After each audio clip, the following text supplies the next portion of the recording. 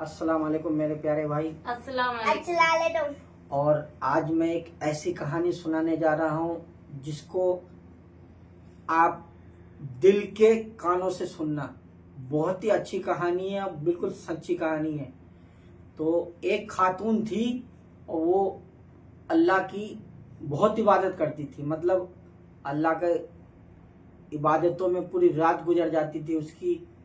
मतलब किसी चीज से उसे मतलब ही नहीं था, मतलब वो अल्लाह की इबादत करती रहती थी एनी टाइम। और काफी नाम हो गया था उसका, क्योंकि वो एनी टाइम अल्लाह की इबादत करती थी, नमाज पढ़ती थी। अल्लाह की इबादत के अलावा उसके पास कोई काम ही नहीं था।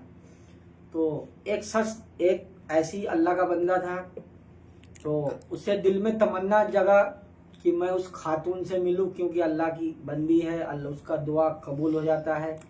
तो वो इंसान ने सोचा कि क्यों ना हम उसके पास जाके और अपने लिए कुछ दुआ करवाए, क्योंकि हमारी कुछ गुनाह कम हो जाए। तो वो इंसान अपना घर पे सामान उमान बांधा खाने पीने का और चल दिया उस अल्लाह की बंदी के पास। अब जाते जाते रास्ते में काफी लंबा सफर किया, तो वो जो खाना उना लेकर गया था, जो पानी लेकर गया था, उसका सारा तो खत्म हो गया रास्ते में।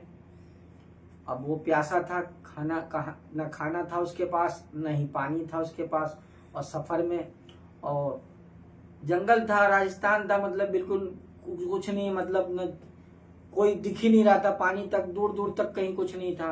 अब वो अकेला बंदा अल्लाह के सामने हाथ उठा के शुक्र अल्लाह का नाम लेकर दुआ किया कि अल्लाह मुझे कहीं से पानी मिल जाए कि मैं पानी पी सकूं, मेरे पास खाना भी नहीं है कि मैं खाना खा सकूं। तो जैसे अल्लाह के सामने हाथ उठा के दुआ मांगी, उसे कुछ देर के बाद एक शख्स दिखा उसको आता हुआ। तो जब शख्स दिखा उसको आता हुआ, एक आदमी दिखा उसको आता हुआ, तो उसने अल्लाह के सामने अल्लाह के सामने हाथ उठाकर दुआ किया कि या अल्लाह तेरा शुक्र है कि इंसान मुझे दिखा। जब वो जैसे धीरे धीरे पास में आ रहा था वो इंसान, वैसे इसको मन में तसल्ली हो रही थी कि चलो कोई इंसान तो मुझे दिखा, हो सकता है मैं उससे पानी लेकर पी लूं, वो मेरी हेल्प कर सके। तो ऐसे करते करते जब वो बंदा पास में आया, तो इस बंदे ने जो प्यासा था वो बोला कि मुझे थोड़ा पानी पीना है, आप मेरी हेल्प कर दो, अगर आपके पास पानी है तो आप मुझे पानी दे दो, और मैं बहुत प्यासा हूँ, मेरे पास पानी भी नहीं है, खाना भी नहीं है।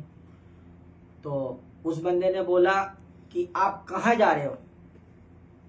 तो जो बंदा ये जा रहा था उसने बोला कि ऐसी ऐसी बात है, खातून है और मैं उनसे मिलने के लिए जा रहा हूँ, क्योंकि अल्लाह की वो नेक बंदी है और मैं सोचता हूँ कि मैं उनसे कुछ दुआ करवा लूँ, हमारे भी कुछ गुनाह कम हो जाए।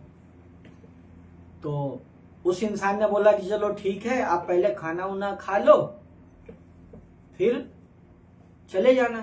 फिर उसी बंदे के साथ उसने बैठ के खाना खाया, पानी भी पिया।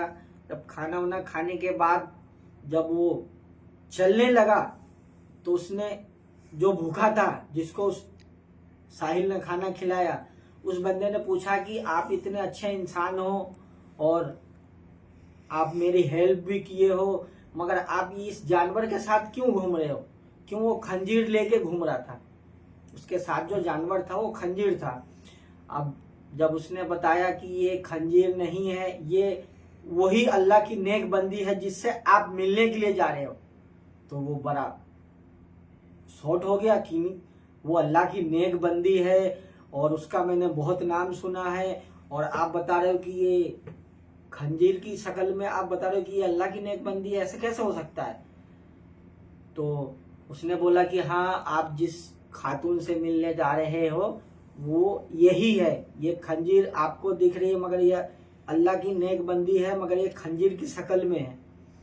तो बड़ा परेशान हुआ। तो वो दोनों इंसान बोले कि चलो हम मूसा अलैहिस्सलाम के पास चलते हैं, वो अल्लाह के नबी है, वही बताएंगे। तो इसके आगे की कहानी मैं आपको अगले पार्ट में बताऊंगा।